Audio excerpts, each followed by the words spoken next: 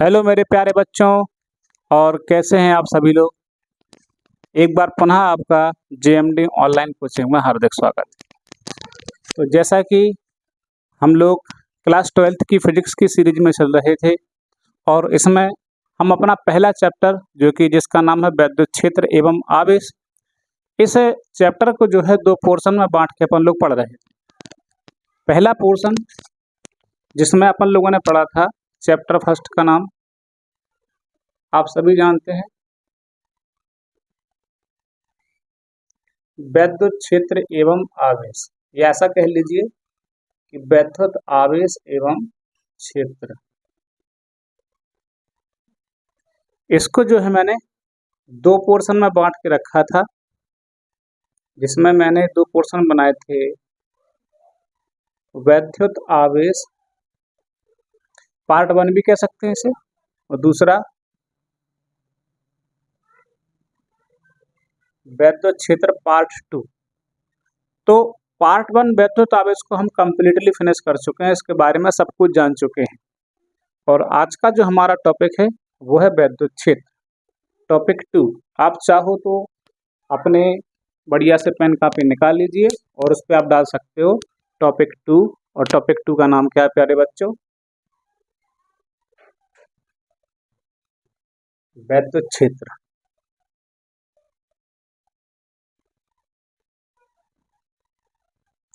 Electric field.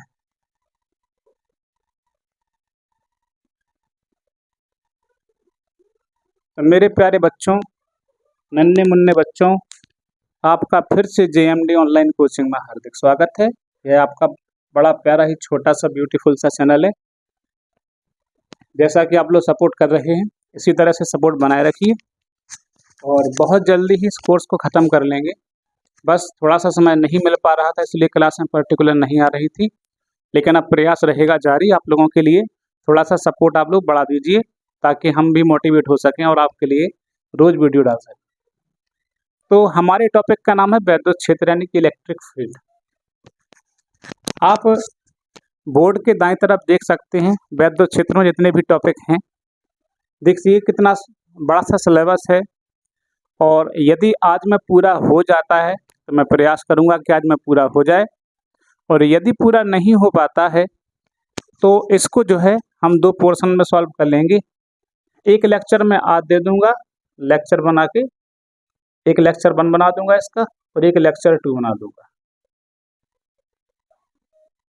और इन्हीं दो लेक्चर्स में मैं पूरे टॉपिक को ख़त्म कर दूंगा। ठीक है, उसके बाद सेकंड चैप्टर यानी कि इलेक्ट्रिक पोटेंशियल विद्युत विभव की शुरुआत करेंगे। और सवालों के लिए बहुत जल्दी ही मैं सभी किताबों के सॉल्यूशन आपके सामने रखूंगा, चाहे वो एनसीईआरटी हो, चाहे बालाजी की किताब हो, कुमार मित्तल की हो। हर किताब का सॉल्यूशन अलग अलग आपके लिए खास मेहनत करके आप लोगों के लिए अपलोड करूंगा। ठीक है, तो आइए बिना देर किए हुए शुरू करते हैं वैद्युत क्षेत्र को।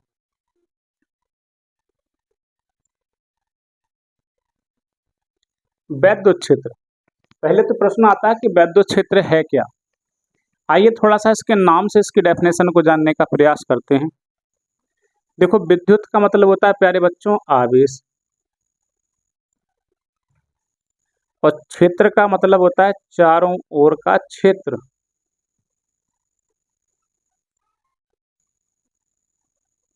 आई थिंक आप लोग समझ गए होंगे कि वैद्युत क्षेत्र का मतलब क्या है। आवेश के चारों ओर के क्षेत्र को, किसी भी आवेश के चारों ओर के क्षेत्र को हम वैद्युत क्षेत्र कहते हैं। जैसे मान लीजिए आवेश है, कोई आवेश क्यू मान लेते हैं, तो इसके चारों तरफ एक फील्ड बनता है। अब ये कैसा फील्ड बनता है, कैसा इफेक्ट डालता है, आइए इस चीज को समझते हैं। जैसे मान लीजिए मैं इसके अंदर कोई मान लीजिए आवेश है Q1। देखिए Q को, देखिए ये पॉजिटिव चार्ज है, धनावेश है। Q1 भी कैसा है प्यारे बच्चों, पॉजिटिव चार्ज है। अब मैं इस Q1 को इसके अंदर लेके आया,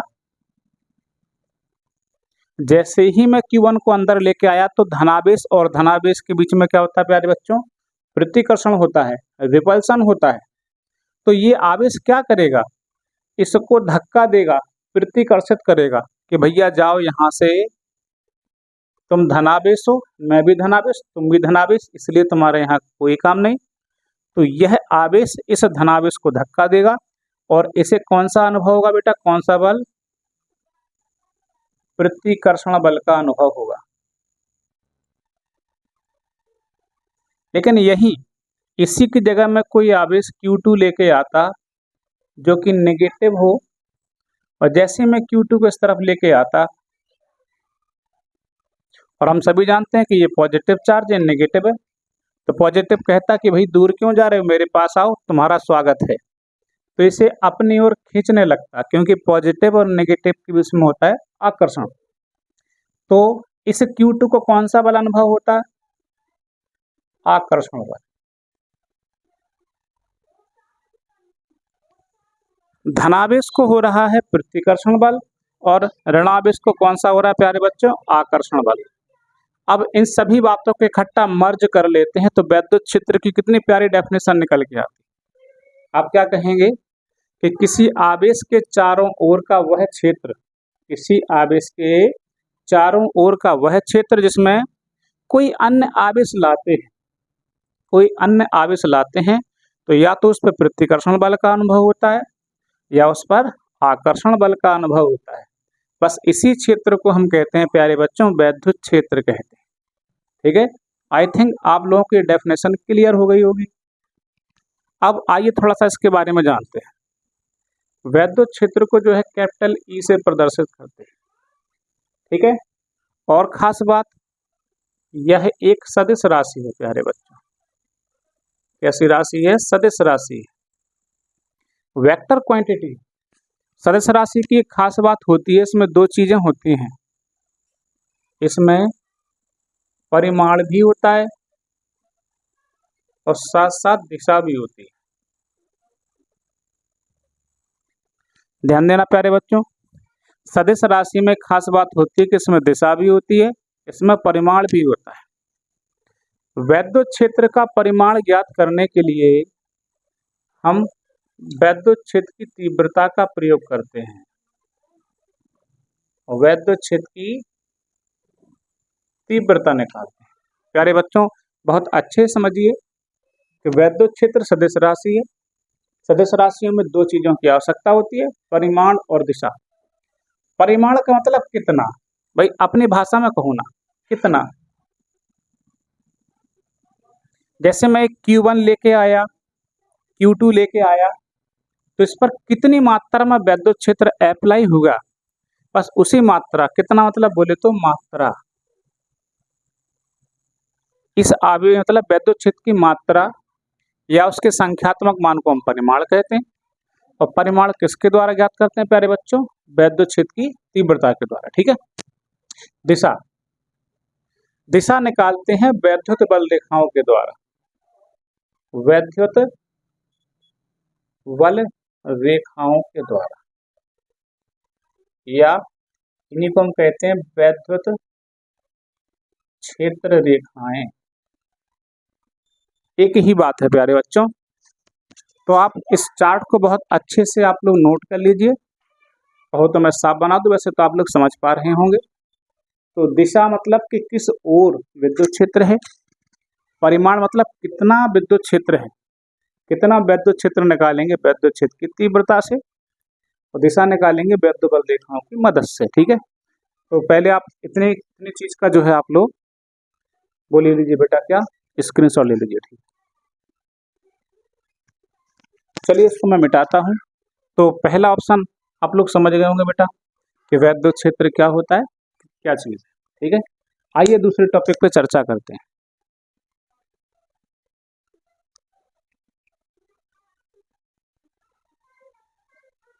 ये क्या होगा भाई, फंस गया।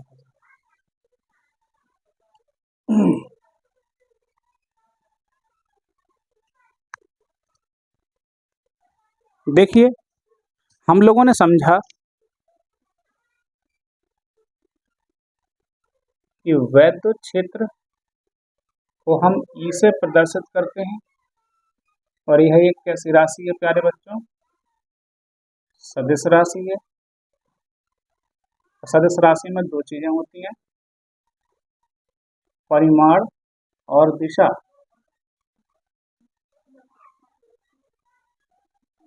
ठीक है, तो हम परिमाण निकालने वाले हैं और परिमाण निकालते हैं किसके द्वारा? वैद्युत क्षेत्र की तीव्रता के द्वारा। आइए इसी चीज को समझते हैं क्या ये।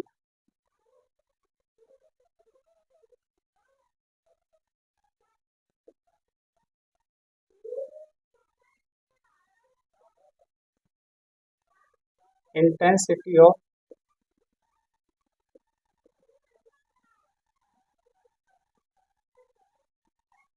Electric field. ये बेटा कुछ नहीं, एक नया नाम है सिर्फ आप लोगों के लिए, आप लोगों के लिए नाम है। वास्तविकता में ये प्यारे बच्चों वैद्युत बल ही है।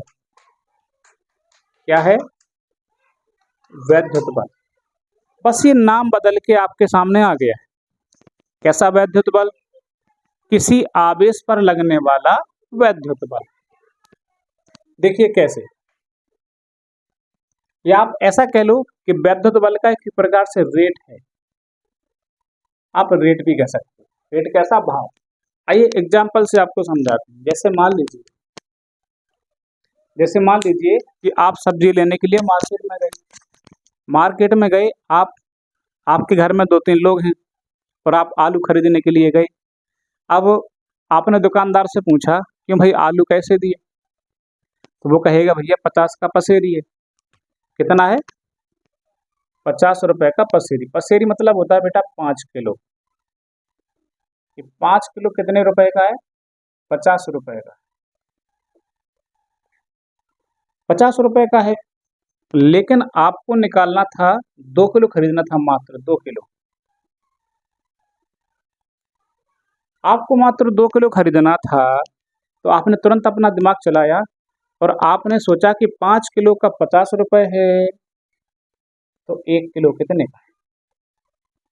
बताइए 1 किलो कितने का होगा? 50/5 यानी कि 10 रुपए का होगा। आपने अपने दिमाग से भाव निकाला, 1 किलो 10 रुपए का होगा, तो 2 किलो कितने का होगा? तो 2 किलो कितने का होगा? 2 गुणे 10 बराबर 20 रुपए।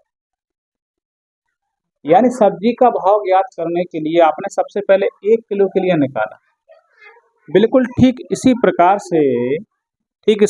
से वैद्युत बल भी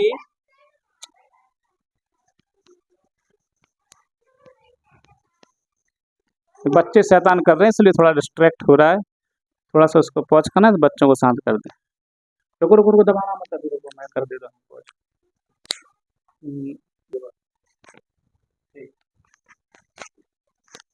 तो देखिए प्यारे बच्चों, वैद्युत क्षेत्र की तीव्रता कुछ नहीं है, यह सिर्फ 1 कूलाम पर लगाया गया बल है। किस पर बेटा?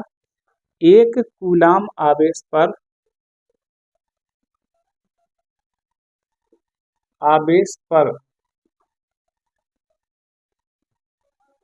लगने वाला वैद्युत बल।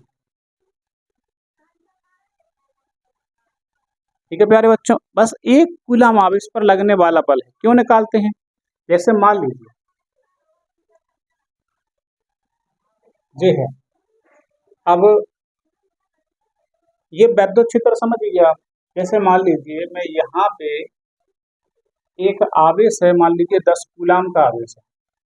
10 कूलाम आवेश को विद्युत क्षेत्र के अंदर लाया, तो मैंने देखा कि विद्युत क्षेत्र के भीतर जैसे लाया तो उस पर 50 न्यूटन का बल लगा।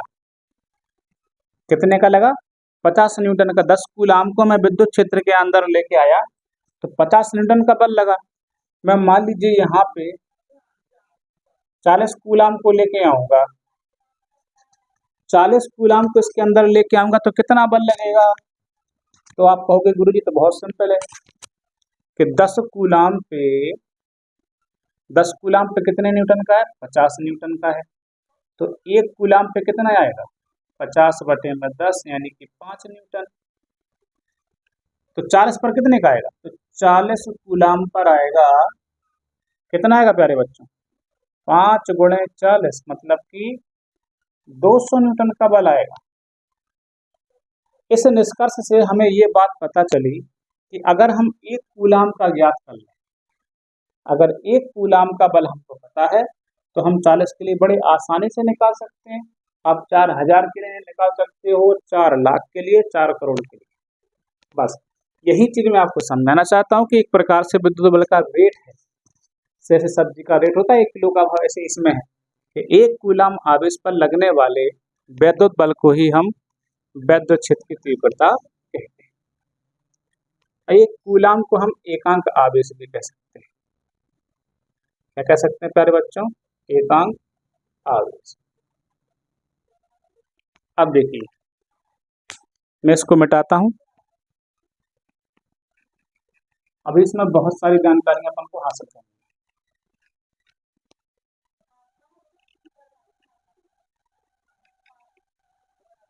तो हम लोगों ने देखा कि 1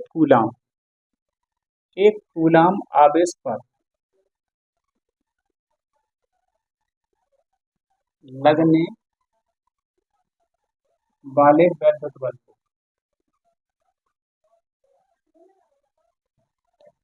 1 कूलाम आवेश पर लगने वाले वैद्युत बल को वैद्युत क्षेत्र की तीव्रता बोला।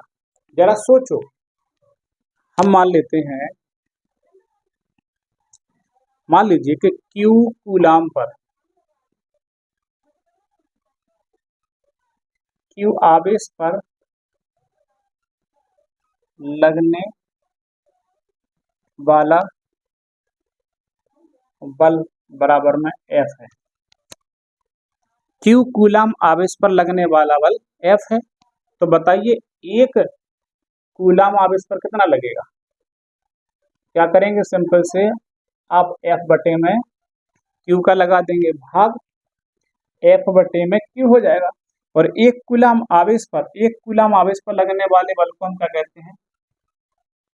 वैद्युत क्षेत्र की तीव्रता। तो इसकी जगह पे मैं क्या रख सकता हूँ? E बराबर में F बटे में Q। तो वैद्युत क्षेत्र की तीव्रता की डेफिनेशन आप लोग समझ गए होंगे कि एकांक आवेश पर या 1 कूलाम आवेश पर लगने वाले वैद्युत बल को ही हम क्या कहते हैं? वैद्युत क्षेत्र की तीव्रता।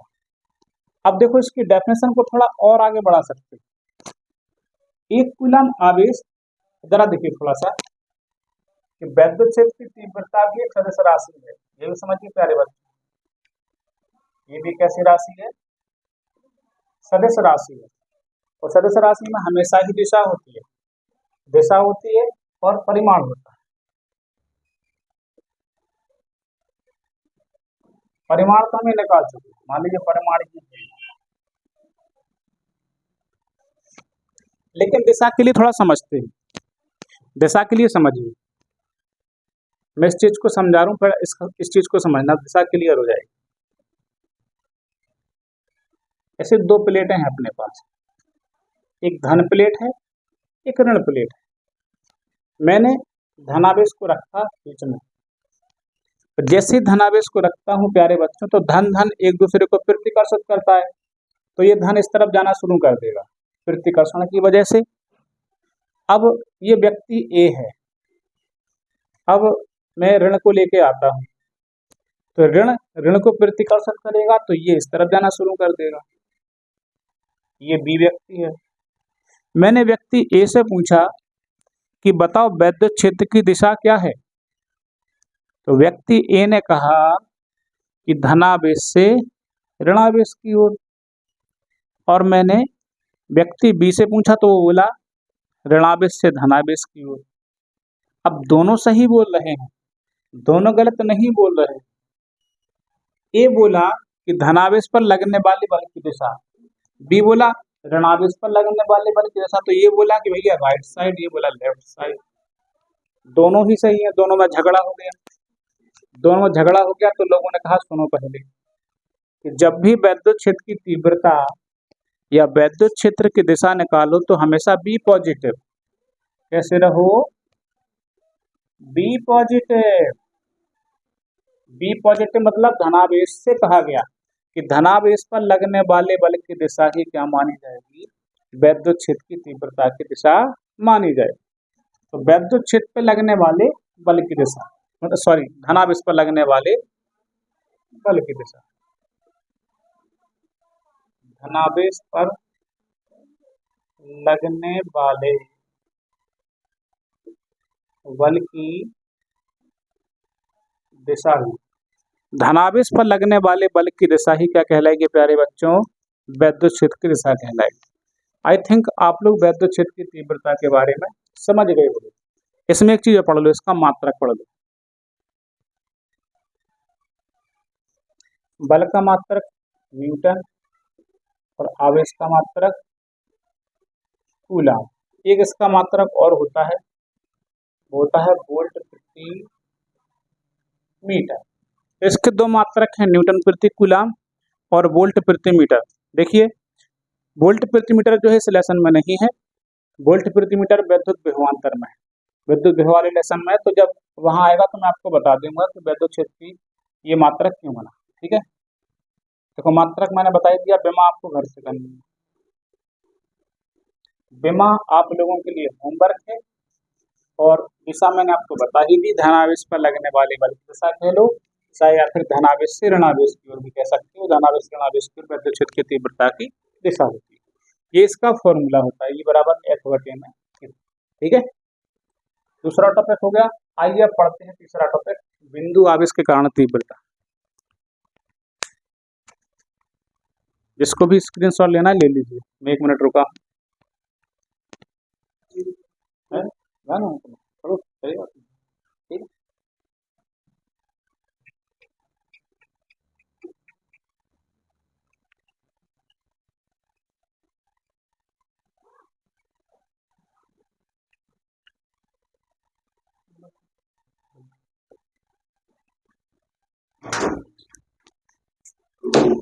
आराम से देखिए। अब अगला टॉपिक अपना है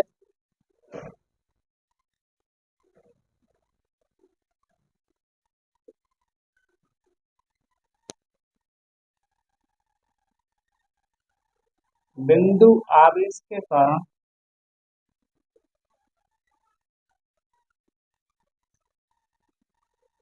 वैद्युत क्षेत्र की तीव्रता।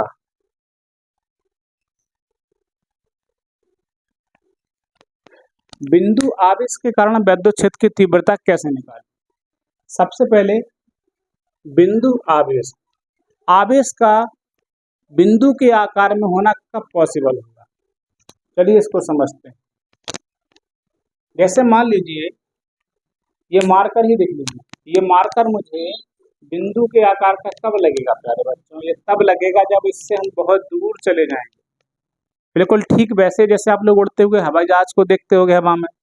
हवाई जहाज उड़ता है, जब आपसे देखते हो कितने छोटे से इत्तू से आकार का दिखता है, इत्तू से आकार का आपको हवाई जहाज दिखता है, तो वो हवाई जहाज उस समय पे हमको लगता है बिंदु आवेश के आकार, मतलब बिंदु के आकार का। तो ऐसे ही हमको क्या करना पड़ेगा, इस मार्कर को बिंदु लगने के लिए इस समय दूर जाना पड़ेगा। मतलब आवेश को, जैसे मान लीजिए ये आवेश है, ये मान लीजिए प्लस क्यू आवेश है, तो इससे हमें कुछ दूर जाना पड़ेगा। मान लीजिए हम चले गए आर दूरी पर, इस वाले बिंदु पी पर आ गए, और बिंदु पी से देखने पर जो प्लस क्यू आवेश बहुत छोटे आकार का दिख रहा है, और इस पर मान लीजिए हम मान लेते हैं कि एक आवेश है क्यू नॉट। अच्छा, इस क्यू नॉट को प्यारे बच्चों, क्यू नॉट को हम बोलते हैं टेस्ट चार्ज, इसको हम बोलते हैं परीक्षण आवेश।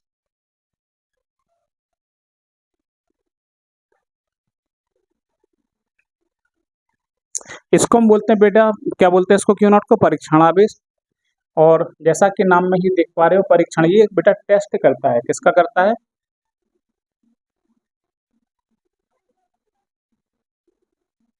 वैद्युत क्षेत्र की जांच करता है। वैद्युत क्षेत्र की जांच करने के लिए इसका प्रयोग किया जाता है। साथ ही इसका वैद्युत क्षेत्र होता है बहुत कम होता है,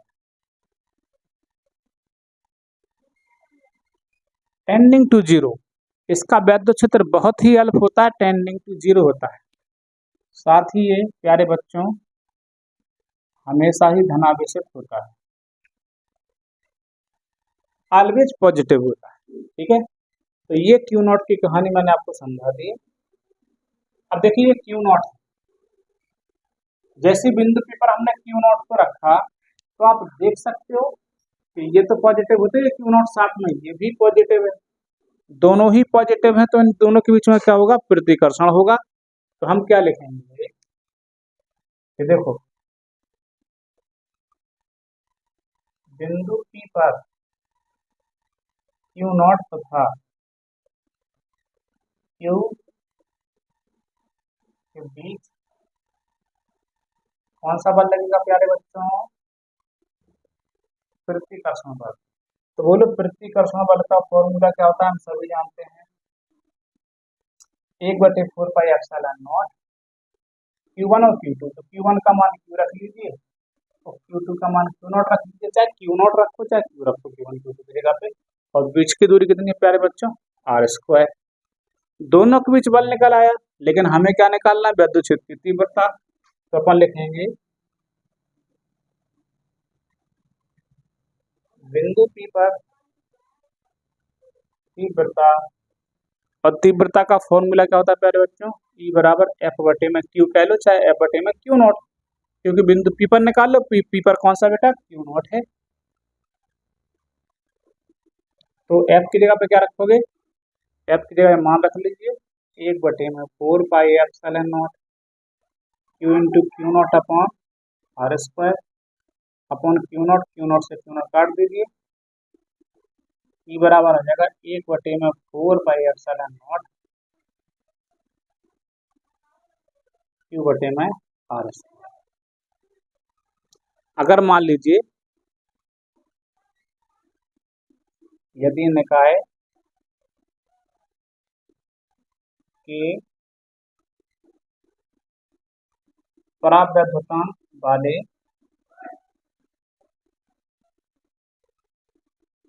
माध्यम में स्थित हो, अगर यह निकाय जो है के परावैद्युतांक वाले माध्यम में स्थित होगा तो ये फॉर्मूला थोड़ा सा चेंज हो जाएगा, E बराबर 1/4πε0 के बन जाएगा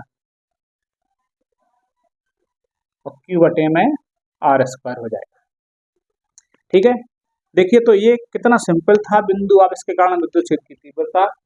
जैसे हम कुछ दूरी पर गए, आवेश को रखा तो दोनों के बीच में प्रतिकर्षण बल लगा, और प्रतिकर्षण बल का फॉर्मूला हम सभी जानते हैं, बराबर 1/4πε0 Q1 Q2 अपॉन r²। लेकिन हमें निकाली थी तीव्रता और बिंदु P पर रखा था Q0, तो 1/4πε0 सॉरी E बराबर F/Q0 लगाया और F की वैल्यू उठा के रख दी, Q0 से Q0 काट दिया और ये हमारे पास सूत्र है। ठीक है, देखिए इसकी दिशा भी होती है प्यारे बच्चों, दिशा कैसे निकालोगे, देखो ये Q0 जो है धनावेशित है, तो देखो प्यारे बच्चों अब यहाँ देखो, अगर धनावेश के कारण निकालोगे तो ये धन क्या करेगा, इसको धक्का देगा तो ये जाएगा बाहर की ओर, मतलब क्या होगा, धनावेश से बाहर कह लो या दूर कह लो।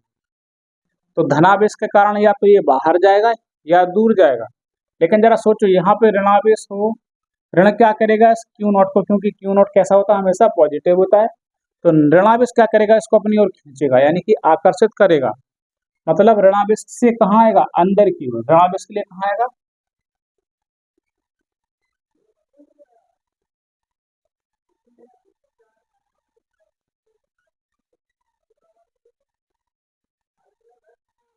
ऋणावेश से या तो अंदर आएगा या पास की ओर, धनावेश से बाहर या दूर की ओर। इस दिशा को ध्यान रखना है प्यारे बच्चों। ठीक है, और जल्दी से इसका स्क्रीनशॉट लीजिए, मैं इसको मिटाता हूं। तो आपका तीसरा टॉपिक हो गया प्यारे बच्चों बिंदु आवेश के कारण तीव्रता। आइए चौथे टॉपिक की ओर चलते हैं, उससे पहले मोबाइल चेक कर लूं, ऐसा तो नहीं है हीट पकड़ गया, नहीं है, ठीक है, सही चल रहा है, ओके। चलिए मैं इसको मिटाता हूं।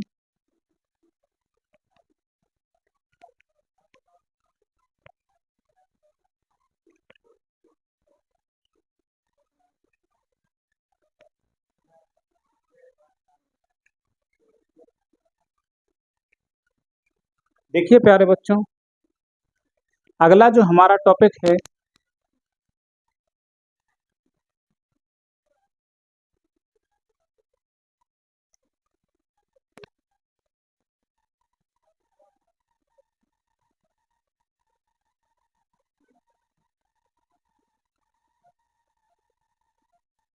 समान रूप से आवेशित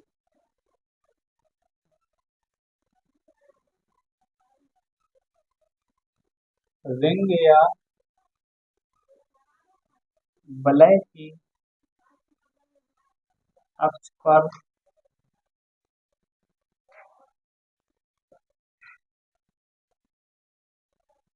वृत्त क्षेत्र की तीव्रता।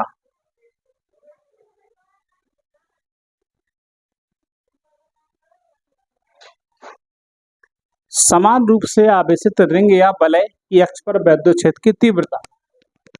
देखिए प्यारे बच्चों, सबसे पहले आपको क्या करना है कि रिंग बनानी है। देखो, रिंग बनाने के दो तरीके हो सकते हैं, ठीक है। रिंग बनाने के दो तरीके हो सकते हैं, मैं आपको कैसे समझा सकता हूँ।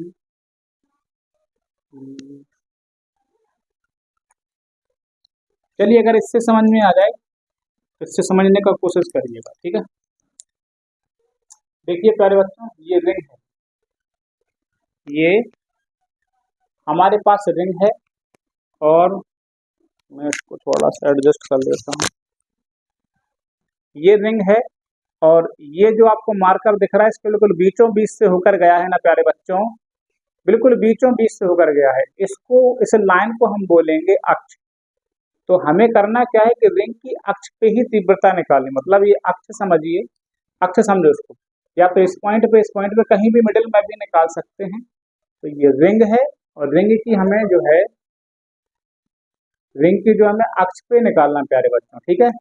अगर मैं रिंग को ऐसे बनाऊंगा, ऐसे, तो रिंग की अक्ष जो एकदम से सीधे से बाहर निकलेगी ऐसे, जो कि मैं बोर्ड पे नहीं बना पाऊंगा।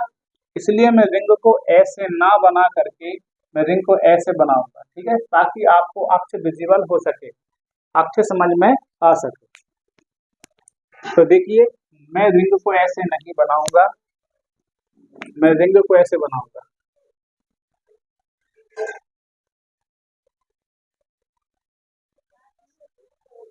ठीक है प्यारे बच्चों, ये रिंग बना दी है मैंने।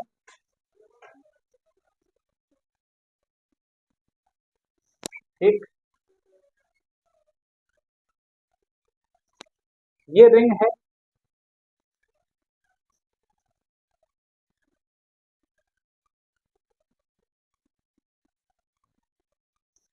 ये रिंग है और हम मान लेते हैं रिंग की त्रिज्या ये, इसका एक सेंटर है और रिंग की ये अक्ष है, ठीक। रिंग की त्रिज्या मान लेते हैं कि कैपिटल आर है और ये समान रूप से कैसी है प्यारे बच्चों, समान रूप से आवेशित है।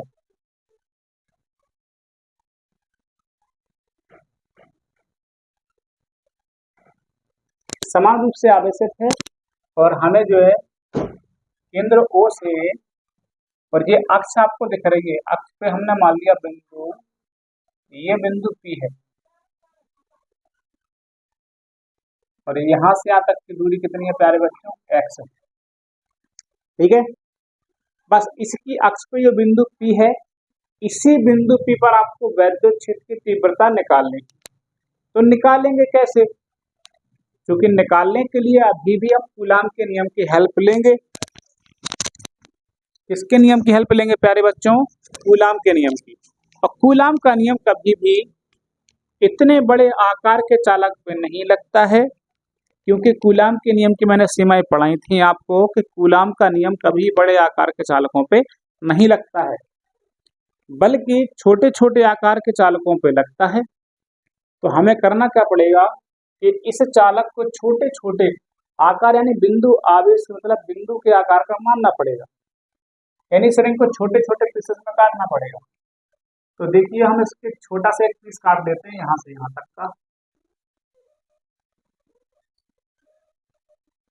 देखिए प्यारे बच्चों, मैं एक छोटा सा आवेश काट लेता हूँ, ये मान लीजिए कि पूरा आवेश है Q और मैं इसका छोटा सा आवेश यानी कि dq काट लेता हूँ, छोटा सा हिस्सा dq काट लेता हूँ और इस dq के कारण मैं बिंदु P पर तीव्रता निकाल सकता हूँ। क्यों निकाल सकता हूँ? कि छोटा आवेश है, सूक्ष्म आकार है, तो अपन क्या लिखेंगे? सूक्ष्म आवेश dq के कारण, dq के कारण बिंदु P पर वैद्युत क्षेत्र की तीव्रता, बोलो प्यारे बच्चों, अभी निकलवाई थी मैंने। तीव्रता का फॉर्मूला क्या होता है? E बराबर 1/4 पाई एप्सिलॉन नॉट Q बटे में दूरी स्क्वायर, और दूरी नहीं पता। देखो Q के लिए आप इसे रखेंगे प्यारे बच्चों dq, जैसे dq आवेश लोगे तो यहाँ पे तीव्रता de बन जाएगी। क्या बन जाएगी प्यारे बच्चों? de बन जाएगी। क्यों बन जाएगी? क्योंकि आवेश से अपन ने dq लिए, छोटा सा आवेश लिया है। अब dq से इसकी दूरी नहीं दी है तो इसको चलो मिला देते हैं, यह बिंदु P, और dq से इसकी दूरी मान लेते हैं r। तो चलो हम यहाँ पे मान लेते हैं r स्क्वायर।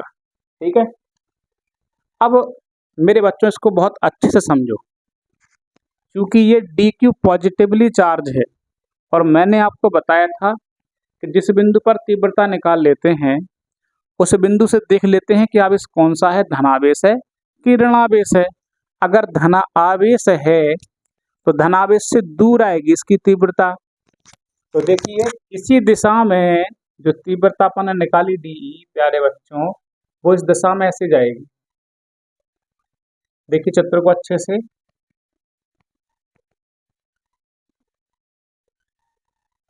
ये तीव्रता है डी। ठीक है, ये क्या है प्यारे बच्चों?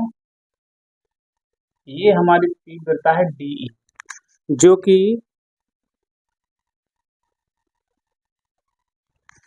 कि बिंदु P को आवेश की दिशा में दूर ले जाएगी। कहाँ ले जाएगी? दूर, रिपल्सन करेगी। मैंने आपको समझाया था। लेकिन इस डी को देखो, ये कहाँ जा रहा, हमको निकालना है अक्ष पे, लेकिन ये डी जो है अक्ष को छोड़ के जा रहा।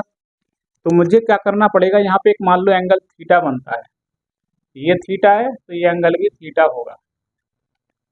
तो मैं क्या करूंगा? इस डी के दो घटक बना दूंगा। देखिए हमारे पास दो लाइनें हैं, दो लाइन में से मैं डी के घटक बना रहा हूं, तो इस लाइन को भूल जाइए। अब ये लाइन बची, इस लाइन पे बनेगा आपका डी कॉस थीटा। ठीक, अब इसी कॉस थीटा पर या तो ऊपर बनेगा या नीचे बनेगा प्यारे बच्चों, या तो ऊपर या नीचे। अब ऊपर इसलिए नहीं बनाएंगे क्योंकि अगर ऊपर बनाएंगे तो डी बाहर हो जाएगा, इसलिए हम कहाँ बनाएंगे? हम बनाएंगे नीचे। नीचे बनेगा आपका डी साइन थीटा। ठीक है, देखो अब डी कॉस थीटा और डी साइन थीटा के बीच में डी है, यानी कि हमारे घटक सही बन गए। ठीक है, अपन ने घटक निकाल लिए। ठीक, अब थोड़ा सा ध्यान से देखिए, आप लोग ध्यान से देखिए, ये सिर्फ मैंने एक डी क्यू माना था, क्योंकि रिंग इतनी बड़ी है। और रिंग की एक खास बात होती है कि रिंग में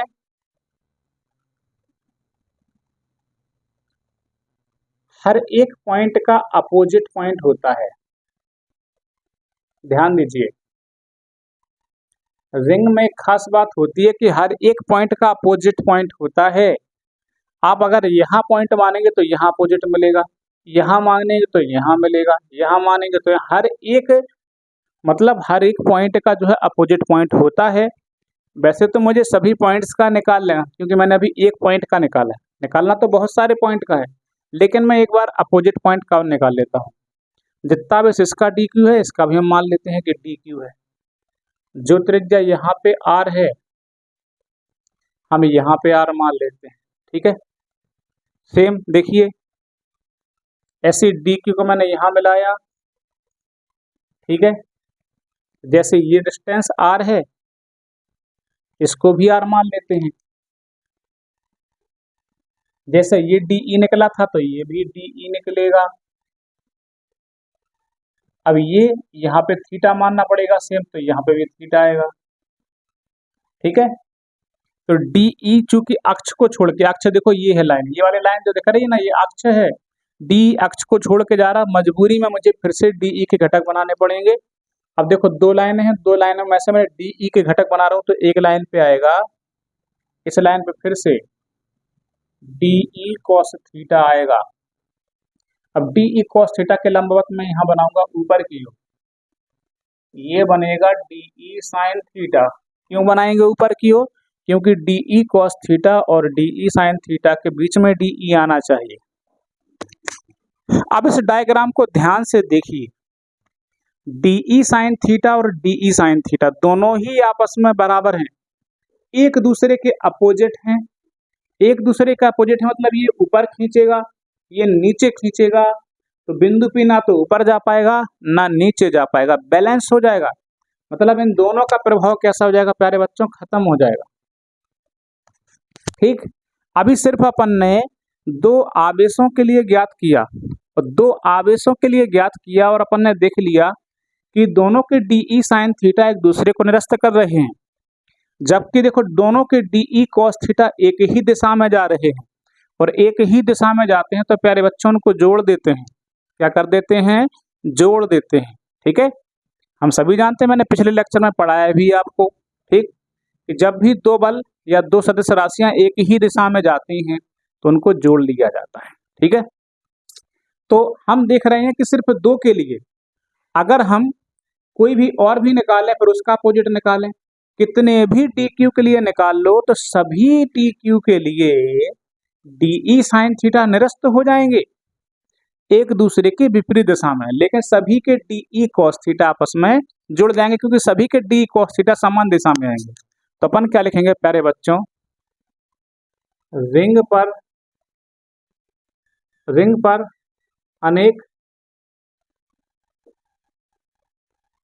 अनेक बिंदु आवेश डी क्यू मानने पर, कैसा कह लो? ठीक है, अनेक बिंदु आवेश डी क्यू मानने पर सभी के डी ई साइन थीटा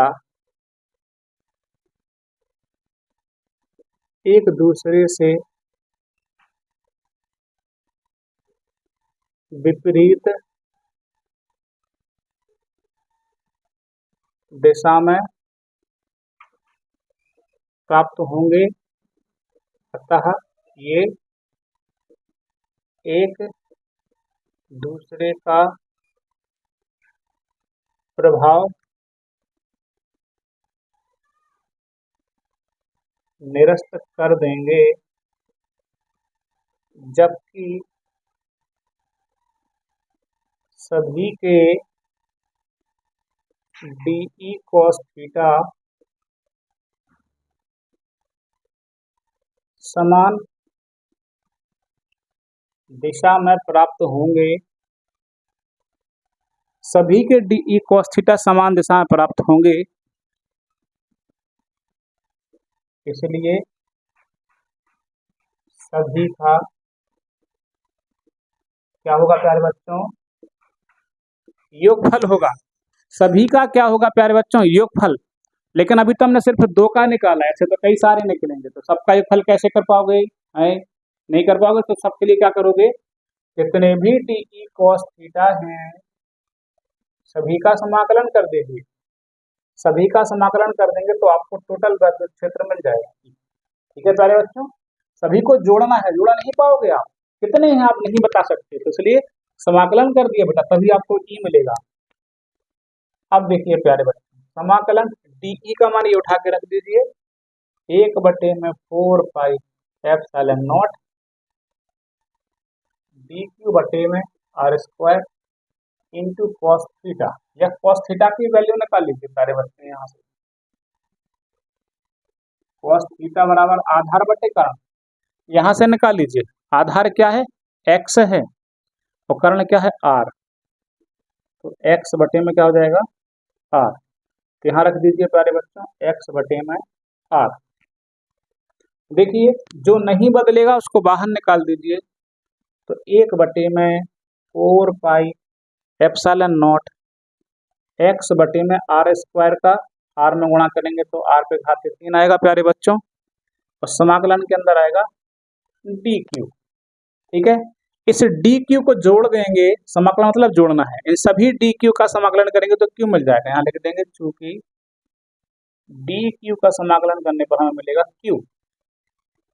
यहाँ इस वाले फॉर्मूले में रख दीजिए e बराबर 1 बटे 4 pi epsilon not x upon R Q into इसकी जगह पे q हो जाएगा। अब देखिए ये जो r है आपको सवाल में नहीं दिया जाएगा क्योंकि आपको केंद्र से दूरी के लिए निकालना पड़ेगा। तो इस r का मान निकाल लो, अर्थात पाइथागोरस प्रमेय तो इसमें लग ही रही है। बताओ पाइथागोरस प्रमेय से क्या लिख सकते हो, मैं इसको थोड़ा सा मिटा देता हूँ। ठीक है, देखिए मैं यहाँ लिख देता हूँ कि कर्ण का वर्ग यानी कि आर स्क्वायर बराबर कर्ण का वर्ग बराबर लंब स्क्वायर मतलब आधार स्क्वायर प्लस लंब स्क्वायर प्लस आधार मतलब क्या बेटा एक्स स्क्वायर।